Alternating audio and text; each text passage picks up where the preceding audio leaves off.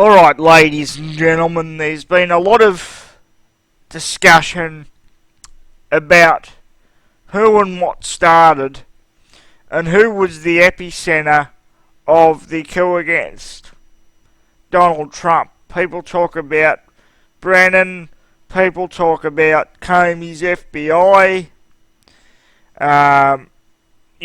Joseph Mifsud and all this sort of stuff, but the beginning of and really the epicenter of the early operation against Donald Trump, what got this whole thing started with the Russia collusion hoax and everything else, was Australia, unfortunately. And people talk about Downer. Everyone talks about Downer. George Papadopoulos, everyone. But really, this goes right to the top. This goes to globalist fuckwit elite peen-ass former Prime Minister of Australia, Malcolm Turnbull, seen here at one of the conferences, G20 or something like that, taking a selfie with former President Obama like he's a little kid begging for approval. What a piece of shit. And of course, this Malcolm Turnbull was also president of former president of globalist bank Goldman Sachs. So this operation wouldn't have started without him giving the authorization to Foreign Minister at the time, Julie Bishop. Of course, very famous for red shoes, and we all know what that means. Look at all these pictures of her wearing red shoes, holding up red shoes. You get the picture. Okay, she would have been given authorization for the recording of George Papadopoulos by former Australian Prime Minister Malcolm Turnbull, who then would have contacted George Brandis, former High Commissioner of London, and he would have contacted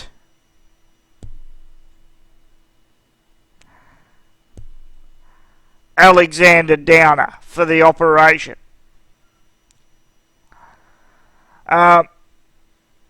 So, ladies and gentlemen, I'm sorry to tell you, I'm not sorry, it's just the fact that my country, Australia, was the start of this whole thing, and on behalf of all patriotic Australians, I apologise that. I apologise for that. But hopefully a good thing comes out of this. Australia gets all the globalists and the Chinese spies out of this country, and we get politicians that actually care about my country and stop selling 2/3 of Australia's agricultural land to China. Stop selling. China and the UK own 20% of Australia's water rights. How's that not against national security to sell water rights like that? Right? And, of course, China have co-opted Victorian Premier Daniel Andrews, the Premier of our state that signed up to Belton Road. And, of course, a lot of you overseas people know a lot about Melbourne at the moment, because we're in forced lockdown for the next 6 weeks because of the COVID hoax. But yeah, without Australia being an Australian globalist and the former Australian Prime Minister, who's a massive globalist elite, being a party to this. The coup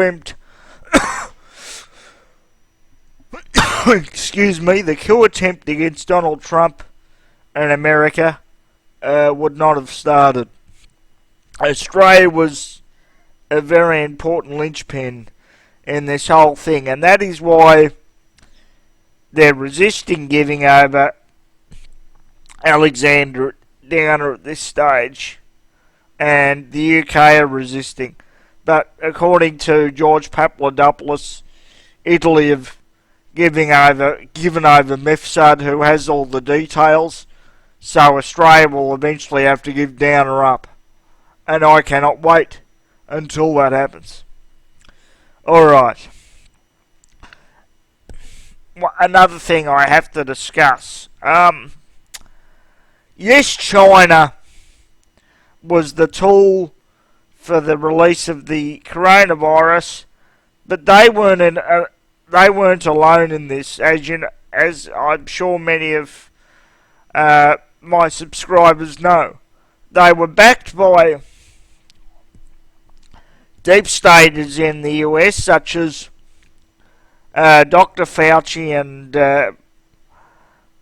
President Obama, who funded the lab, and they were backed by, obviously,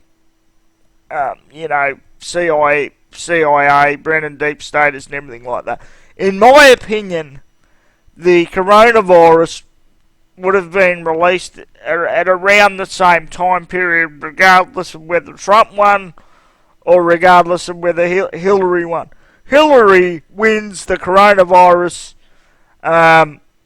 gets released as an excuse, as a cover to implement full world government, as China running it as the tool, and, Trump wins, they release it to destroy the economy, get Trump out of office, and then whichever puppet they get in installs world government after that. So in my opinion, the coronavirus would have been released regardless, and thank God Trump won the election. But China is just a tool, ladies and gentlemen. China is just a puppet of the deep staters in the US and Europe. They've got no true power because their power and wealth's been siphoned off from other countries. They're just a puppet of the globalists in the UN. Anyway, ladies and gentlemen, that'll do. Thank you very much.